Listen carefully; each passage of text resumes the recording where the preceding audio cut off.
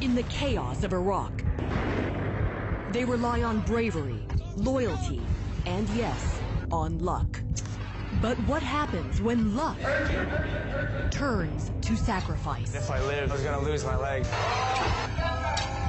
The men and women, the medics, the pilots, the doctors and nurses who every day put others' lives ahead of their own. A Navy surgeon saved his life. It's a race to save the wounded warriors.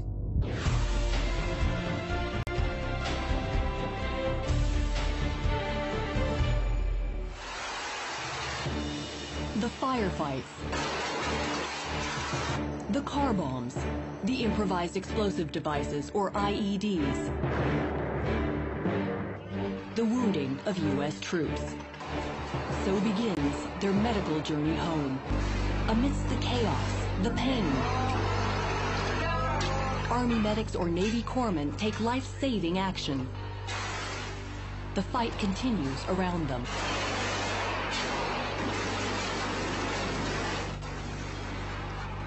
This is the first level of treatment. They bandage the fallen, carry them out. If the battle's too hot for a medevac helicopter, it's into vehicles nearby, then on to a fallback position out of the kill zone. This is triage, the next level of care. 1, 2, 3, go. Navy shock and trauma platoon members collect and clear the wounded. The goal, stabilize the patient and send back to battle, or on to the next level of treatment. Urgent means medical evacuation. If the patient can be delivered to a combat field hospital within 1 hour of being wounded, what's called the golden hour, odds are he'll survive. In the middle of the Iraqi desert, there is no LZ, no landing zone. A purple smoke grenade guides this helicopter in. The clock is ticking. It's time for the Medicine Man. Medicine Man, that's the call sign for the U.S. Army Medevac unit. 2 pilots, a crew chief, and a flight medic in each Black Hawk. Guys in the field will get injured during their battles, and their medics on the scene can only treat them to a certain extent. Our job is to grab them and pick them up and bring them to a hospital. They get the call on the radio. Stop by Iskander and pick those guys up. Yeah, we can do that. Fire up the bird. The clock is still ticking. We fly at a pretty high speed with impatience.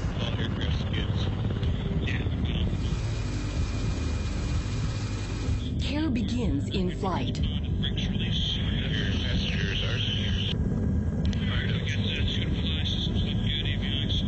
They're brought to the CASH Combat Support Hospital or to a forward surgical team and turned over to the surgeons. Medevac crews do this all day, all night. You know, I try and think of myself in their shoes. I'm injured, I'm hurting, maybe I'm bleeding, my life is in danger possibly. I know that my medic's tried his best and can only do so much. And then you hear the aircraft coming in that will take you out of there, the freedom bird, so to speak, and bring you to the hospital and fix you there. That's what happened to Lieutenant Colonel Timothy Maxwell. You got the call that's lit urgent.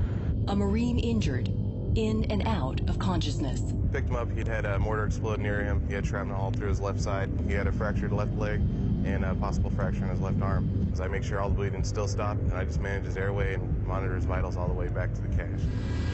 They made it within the golden hour to the next level of care. That's a good feeling, though, when you can get a guy out and within 20 minutes he's at a hospital. It's just great. Next, the medevac team races to a shock and trauma platoon near the front lines of Fallujah. There, we meet 19-year-old Lance Corporal Chris Allen in Iraq 1 month. I got hit by an RPG. I got shrapnel in it, in my leg, and the last thing I remember is just sitting on a corner providing security, and I just heard a boom, and the next thing I know, I just felt pain. Before, I wasn't scared of going out there until that happened. When I've heard the explosions, they've went off by me before, but that was actually as close as one where I could feel the heat and everything actually hit me. and that was pretty scary. The surgeons say Chris's wounds are treatable and decide to keep him here, so the helicopter takes off without him. Anytime you put a patient on a helicopter, they're at risk to fire from the ground. Anything that we can treat here definitively, we will. The risk? The medevac helicopter being shot down, like this one. We've been fired at probably more times than we can count. Per Geneva Convention, medevacs must travel unarmed. Been around flying by an aircraft as it was shot down by a heat-seeking missile. That was probably the most unnerving feeling I felt to date. Terrorists really don't care if they just shoot at whatever's flying. Evasive maneuvers, all they can do. Translation, fancy flying. We get small arms fire. We see it at night. During the daytime, we don't see it, so for us, we don't know if we're getting fired on half the time. They fly as low as 10 feet. We try not to think about that and try and think about getting the patient out of there as fast as we can. Despite danger, Flight Medic Sergeant Melinda Gates must treat her patients. It's usually my crew that lets me know that we've been shot at or that there's burning vehicles or rockets or something. I really don't notice that. I'm more focused on the patients and getting them in the aircraft, getting them treated. We land near Karbala and follow Sergeant Gates to a forward surgical team. Two 19-year-old Marines, PFC's Randy Nichols and Frank Robinson, were patched up here after taking fire. I was shot twice in the leg, and I caught some shrapnel in the arm.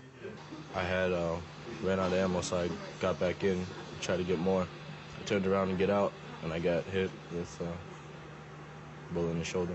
Randy and Frank are loaded onto litters to go to the next level of care. When I was laying on the side of the road and they were bandaging me up there, that's when I kind of got the reality check of everything.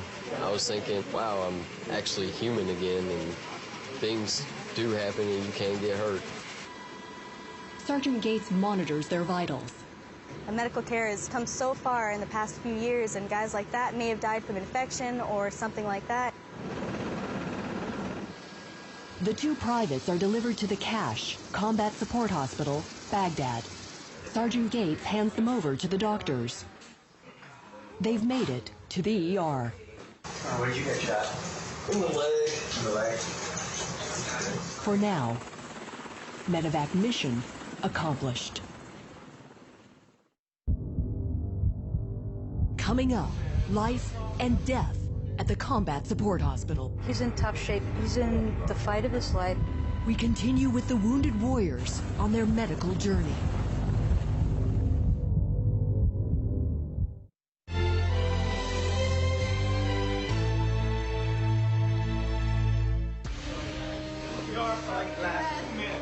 Welcome to the CASH, Combat Support Hospital, Baghdad, inside the green zone. Came off the helicopter. He didn't have a heart rhythm at all. He was pulseless. He was shot in the head. Army Specialist Mark Spears takes over CPR from the flight medic. You do chest compressions to circulate blood, hopefully restore a pulse. This is the ER. Unlike the TV show, it's real.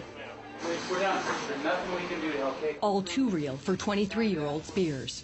We keep track of all the Americans who died on our shift while we work. All the little dots are American soldiers who were killed here in Iraq.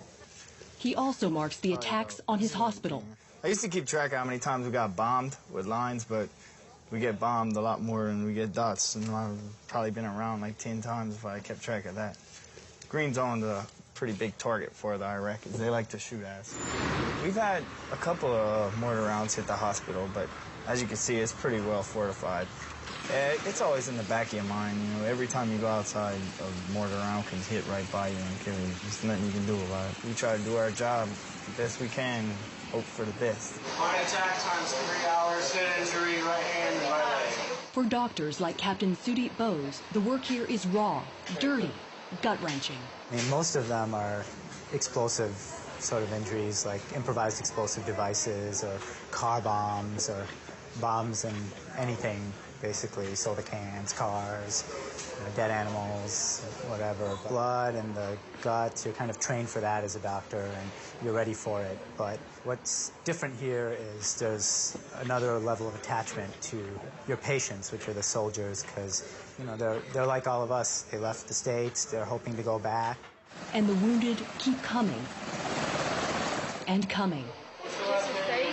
we try to save everybody who comes in. So, I mean, of course it's frustrating when you lose people, but you get a little comfort in the fact that we save a lot more people than we lose. It never gets easier, just part of the job. They bring in a patient and they're hanging on to life. We're ready for it. One of those patients hanging on is a soldier in intensive care, far from home, far from family. We're all we've got. Nobody goes home, ever. So, as long as he's here, we're going to be here with him. Squad leader Jason Moore is talking about his sergeant, Andy Brown, in a coma. Heading out, normal patrols. He's out looking for the bad guys, trying to, keep it safe for the airport, and, hit an IED, and it was a bad one. They had one waiting for us, and it went off. It did a lot of damage to the vehicle. The vehicle doesn't even exist anymore. It looked like the vehicle had just been messed with a kid with a can opener. But we got him out. Actually had to take another Humvee and rip the doors off with a chain because they were blown inside the vehicle. All right, make a hole coming through. From the time of the blast, it only took 15 minutes to get Andy to the cache. Andy's nurse, Major Lisa Snyder, is tending to his wounds, while his buddies hover. I mean, they really literally saved his life when he first came in here, as far as giving the blood that he needed, because otherwise he would have died. Andy's doctor, Colonel Cindy Claggett. They can't really do anything else except worry, fret, pray, and give blood. And they're here 24-hour-a-day vigil. They're sleeping in corners on the floor, or not sleeping more often than not. They barely have time to eat. They know he's in a coma, but they lean down and talk to him. They touch him. It's Andy's band of brothers. We donate blood or whatever. We do whatever we can possibly, to support him. He's just like a brother to us. But we know that he would do the same for us, and we're going to do all we can to help him. He's in tough shape. He's in the fight of his life. He'd be what I call as critically ill as anybody could possibly get. Days later, 22-year-old Sergeant Andy Brown died, but not alone. And even when things started to look like they were just not going to be able to turn around for him, his unit still, they kind of stood a vigil. And again, these were guys who, in their regular job, have to go out and be on patrol and get shot at and face the same injuries that this kid did. Even though he's here, half a world away from his family, he had a family with him.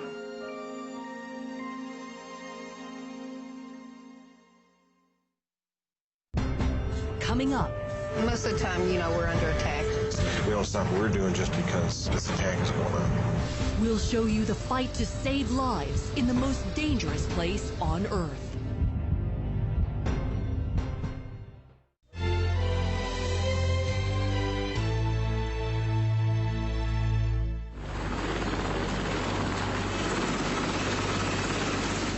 At the Air Force Theater Hospital, Balad Air Base, Marine Corporal Chris Fesmeyer is taken off the medevac. A mine took both his legs. He's rushed into ER. He's conscious. Although Chris made it through the golden hour, this will be his second operation since wounded just 5 hours ago. The Navy surgeons at that Fort Operating Base saved his life. And believe it or not, he's quite fortunate to be here with us. In the OR, alarm red, incoming.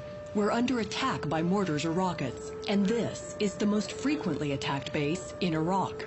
Despite that, surgeons continue working on Chris. We've built up as best we can around those operating theaters with big concrete barriers and sandbags and that sort of thing. So,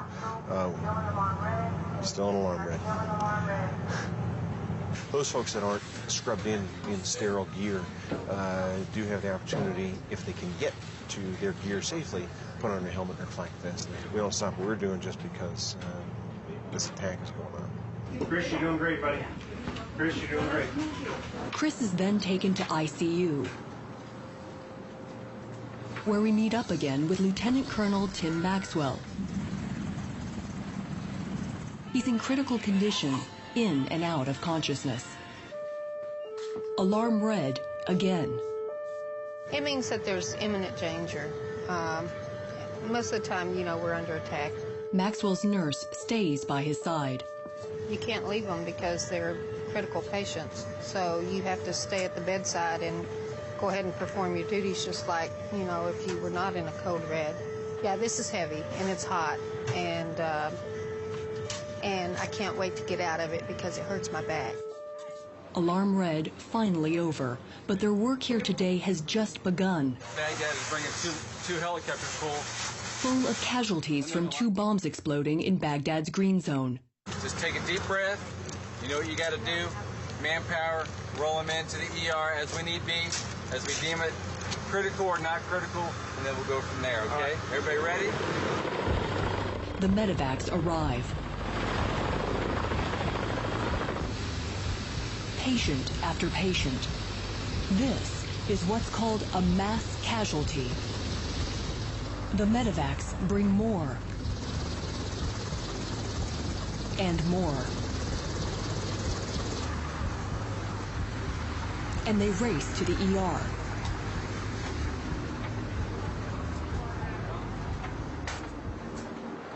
Air Force medic Sergeant Jacqueline Horton tries to ease them. When they come in, off the chopper especially, they're disoriented. And we tell them over and over again that we're going to stay with you, that you're not alone. Remind them that we're there with them, and ask them if they need more for pain. We tell them exactly what we're doing to them so that there's no surprises. Because of the fear, the magnitude of the fear that they're experiencing, the unknown. That's the only comforting thing that those parents back home have, is to think that somebody is over here talking to them. That comforting personal attention is evident at the next level of care, too. Lower, lower. The CASIF, Contingency Aeromedical Staging Facility. We're like a medical air terminal. For the wounded, this is the last stop in Iraq. Prepare to lift, lift. Prepare to lower, lower.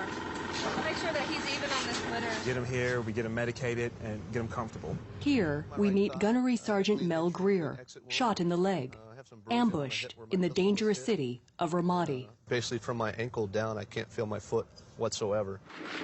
This is his platoon under fire. We were out on a vehicle patrol and stopped to do a vehicle checkpoint, and we had some insurgents come around a corner and open up with automatic weapons and small fires.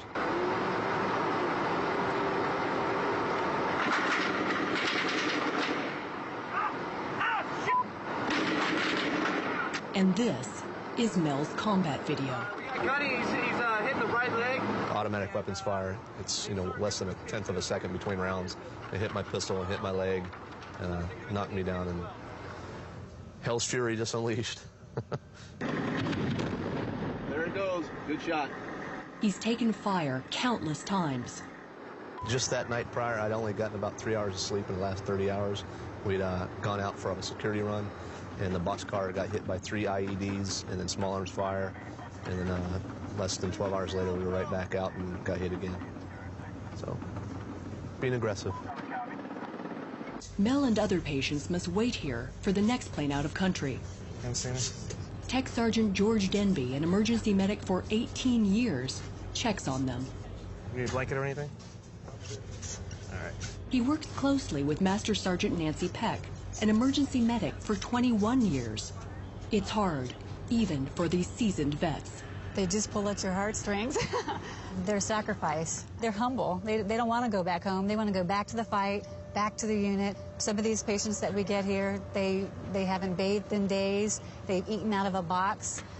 They don't have pillow to sleep on. The medics try everything to keep them comfortable.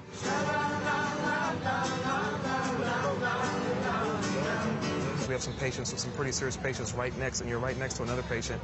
So not only are you worried about your own problems, but you're worried about the guy next to you. So we try to do everything we can to keep them, keep their minds off of that. The singing doesn't tempt PFC Matthew Solberg. The 19-year-old Marine has trouble speaking after an IED exploded near him. We're kind of used to that stuff after being here for a while.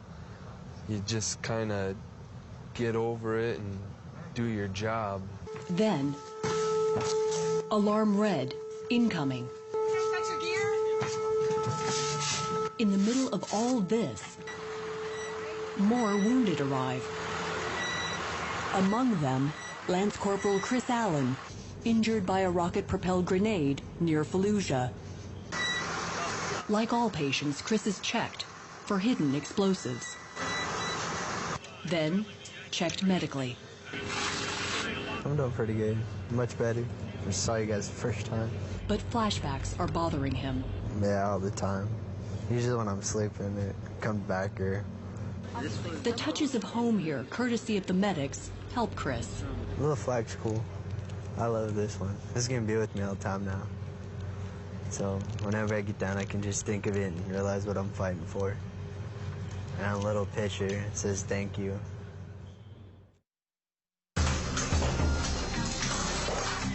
Coming up, the race against time.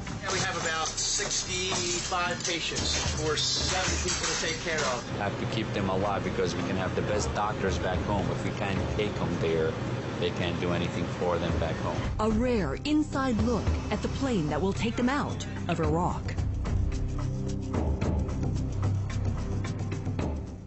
People to take care of, so we'll be busy tonight.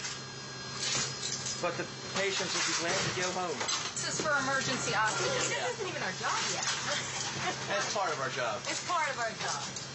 Healthcare providers / construction workers.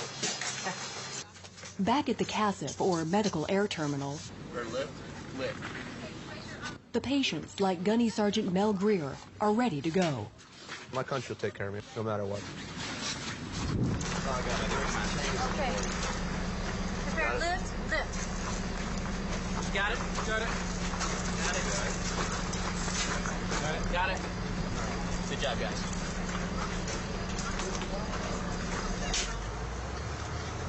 Past the tank barriers and on to the next level of care, the plane. Come to me. The flight medics are now ready. Move. Hopefully I'll return to my Marines. My wife probably doesn't want to hear that.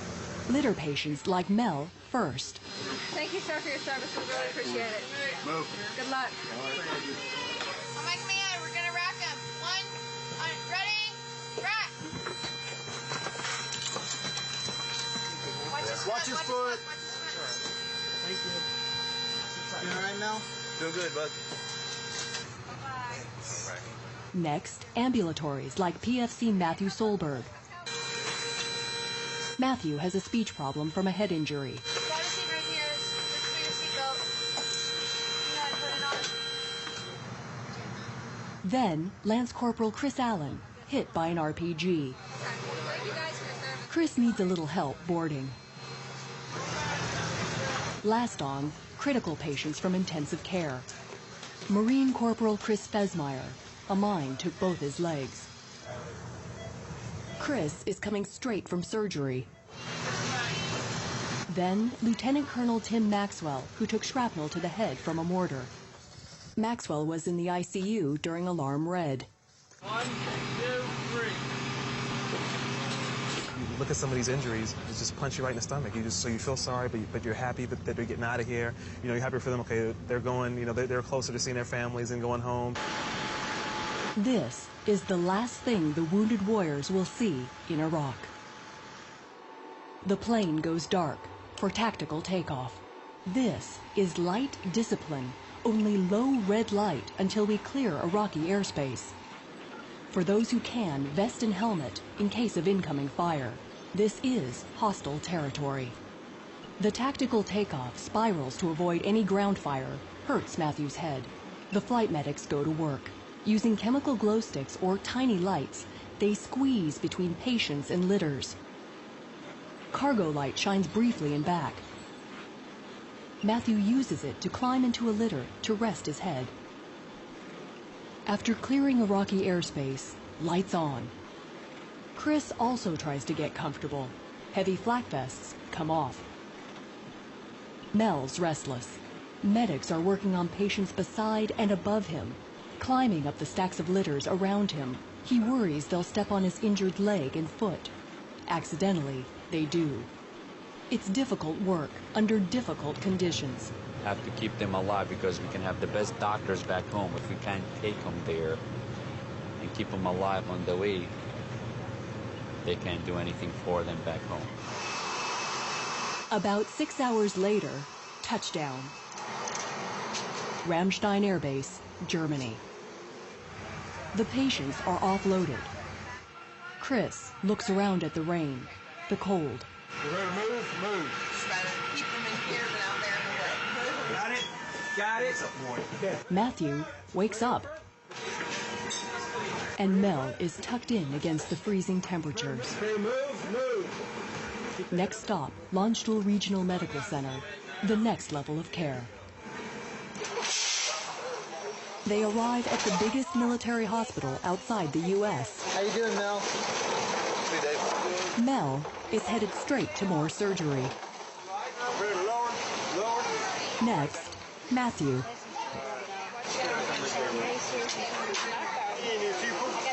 And in socks, his boots still in Iraq, Chris. In the OR, Mel is prepped. The surgeon scrubs in. He examines Mel's leg wounds. Any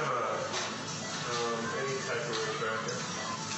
He's lucky he didn't hit the bone, he's lucky he didn't hit the artery. The biggest risk he's at risk for is an infection, so we're trying to minimize his risk of an infection. The speed through all the levels of care from the battlefield helped. Yeah, our aerovac system right now is unbelievable. We hear what happens in the news pretty much, and within 24 to 48 hours, these guys are getting into our hospital, and we're having to take care of them. Half hour later. Hey, Gunny, open your eyes. Can you open your eyes? Hey, we're all done, bro. We're all done. You did great. Gunny, you have any pain right now? Chris, meanwhile, is getting his wounds cleaned. They've already done an x-ray after they took it out and make sure all the shrapnel, because sometimes shrapnel is left in people, and actually it does more harm to go into it to get it than it does to get it. And a lot of times, like again, the body will push it out on its own. Mel rolls in. How's your pain, Gunny? Hey, baby. Even groggy, he's still a Marine. Thank you, sir. Thanks for a ride. They took off the little splint that was down there today, so I can actually play with my foot a little bit. But Mel still has no feeling in his foot. We'll see if doctors at the next level of care can do anything about that. It's amazing, I was hit on Saturday, and to each level of care that I've moved out to is, I think it's Tuesday now, and I've already had a second surgery. I've already been taken care of. I've already been clean. I'm in Germany, and I'm getting ready to go home. Already. It's just amazing. When we return, coming home. I still have no feeling below my knee. I cannot move my foot. Is it frustrating for you that you were at a desk and not preparing for battle? The reality of war sets in.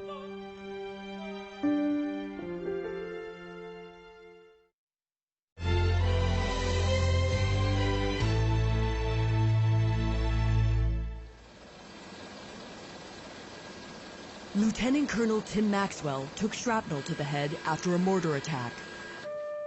He was in the ICU during Alarm Red. 1 month later, Maxwell is at the VA hospital in Richmond, Virginia. He's doing physical and speech therapy. I don't remember much, but I was a little bit awake. I think about 18 minutes or so, not very long. But they did a good job of getting us fixed up and flown away. His goal, get back to racing triathlons. I can do them. The question is, they still do them as fast. I can do them, I'm sure. Another Ironman, Corporal Chris Fesmeyer.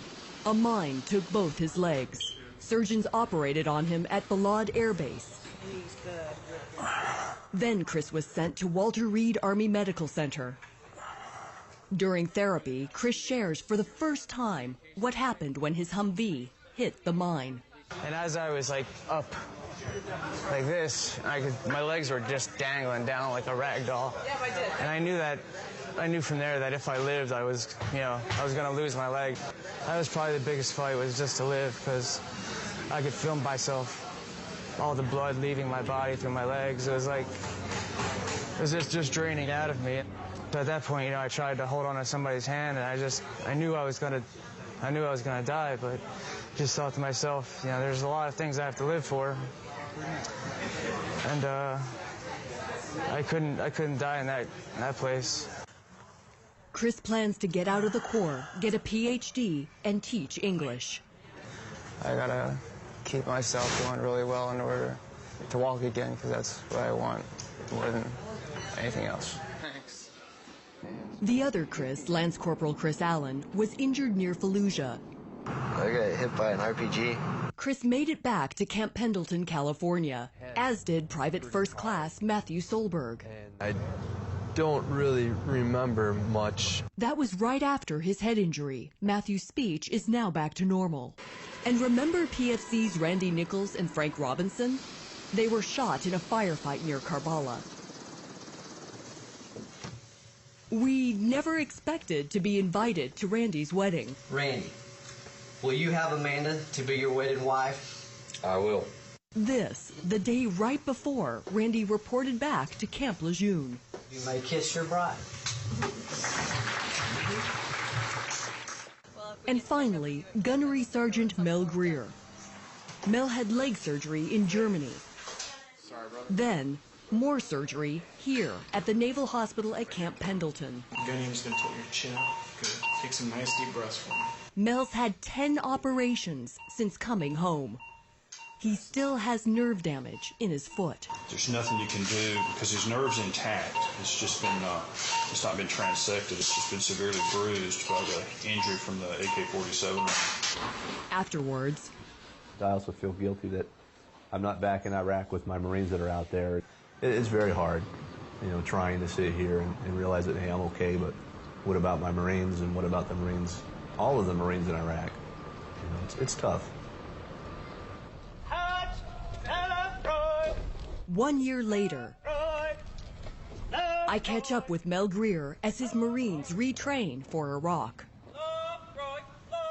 He won't be going with them. I still have no feeling below my knee. I cannot move my foot. He walks with a cane.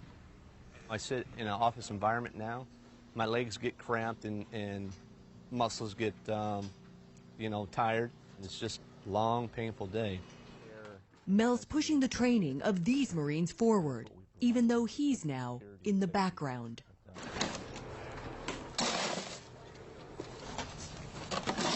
I know that you are happy that you are still in the Marine Corps and that you still have a role, but is it frustrating for you that you were at a desk and not preparing for battle? It's not so frustrating that I can't be a part of it. I'm just not doing what I want to do. It's tough. It's really hard to be a part of it, but not go forward and do it all. How does that feel? So Mel gets counseling for post-traumatic stress disorder. I'm willing to retrain so they can stay in. I don't want to feel like, a tissue. Once I'm used and throw away. It's just, I look at my wife, and I'm supposed to provide for her in our retirement and our future. And now she's doing more for me than I'm doing for her. Go to lower, lower. From where we met you in the tent to the going on the medevac, to this whole process, what is it that is important for people to be aware of? All of it, just like we're doing. We're showing them what really happens. It's just, you're not shot and then you're better the next day, as Hollywood wants to make it happen. And it takes years to recover. It can take a lifetime to recover for some people. It's a big process that goes with it, and you got to take care of yourself as well as others.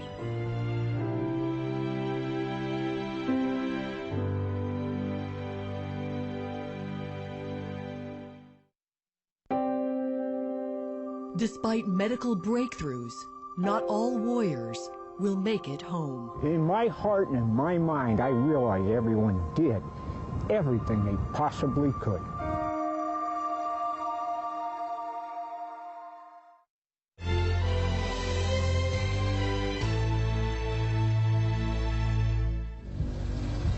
Lieutenant Colonel Tim Maxwell, little more than 1 year ago, traumatic brain injury. Don't know what's Maxwell today at Camp Lejeune. My wife was told in the hospital I probably would never get up. He's come a long way since I saw him in Iraq after a mortar attack. Even convincing the brass to let him open a barracks for wounded warriors, where they can help each other heal.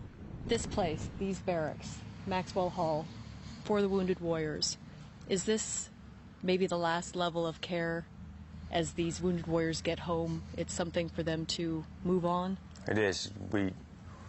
The transition from being in your unit, being wounded, put through hospitals, and then phasing either back to their original unit or phasing back to the civilian world, this would be the last stop. Here they get counseling, eat, sleep, and deal with change-of-life issues together. Once we were injured, we all had something in common. Like Navy Corpsman Joseph Rowe, or Doc, who was first on the scene to treat Maxwell after the mortar attack. He had an injury and I saw his brain. I mean, I was patching him up. Not long after we saw him help carry Maxwell's stretcher to the next level of care, a roadside bomb turned Doc into a patient, too. All the frag and everything hit my right side. Injured, he now works here with Maxwell.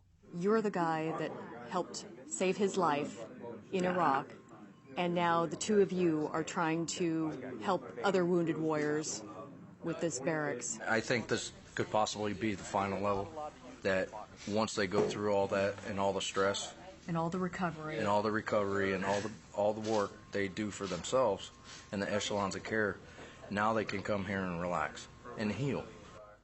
Healing takes time. Maxwell still goes to speech therapy. What is that called? Oh, I forget. To help find the right words. Wedding pie. No. There's wedding cake. Wedding cake. A year after being injured, it's difficult for his family, too. I want to thank everyone for coming. So his wife Shannon started a support group for spouses like herself. And we can talk about those issues. We've had to adapt to Tim's disabilities. The largest thing we try and get through is the uncertainty. I would say that the families and the wives, in particular mine and most of the others, they have it worse than I did, and no question. Their children have witnessed Dad's progress and recent seizures. It was kind of scary because we didn't know what would happen. What if something bad happens? What if he dies? I mean, what if he dies in the night? It was just scary. And they have advice for other kids whose moms or dads come home hurt. I would say, hey, he's gotten injured. I know how it feels. My dad did too. But he's going to get better. Just know that that's your dad and you should be proud of him because he risked his life to go out there, and you should be proud of that.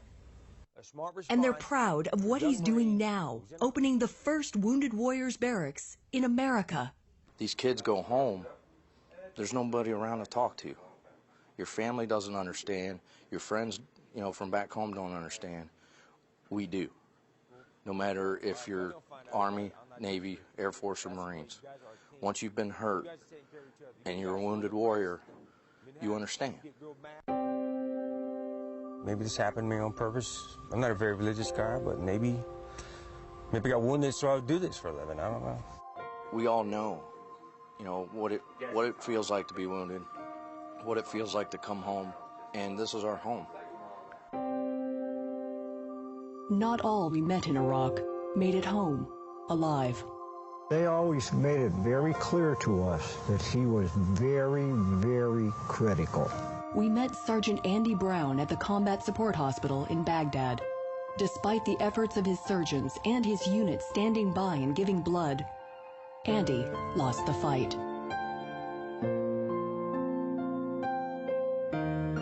His parents, Bill and Lourdes Brown. We were really crushed that we couldn't be there with him. And the men took turns, and they stayed with him the whole time. And he was never alone. And that meant a great deal to us. Since they couldn't be there, we shared our video of their son's last hours. We're all we've got, and without, nobody goes alone, ever. So, you know, as long as he's here, we're going to be here with him. Even though he's here, half a world away from his family, he had a family with him, and that he was incredibly cared for by virtually everybody that was around him. I know he was well taken care of. It was good to see it. In my heart and in my mind, I realize everyone did everything they possibly could. I'm hoping that people don't forget our men in uniform and our women in uniform and all the people who are there with them, fighting with them and helping support them. It's not just the soldiers, it's the doctors, the nurses, the Red Cross.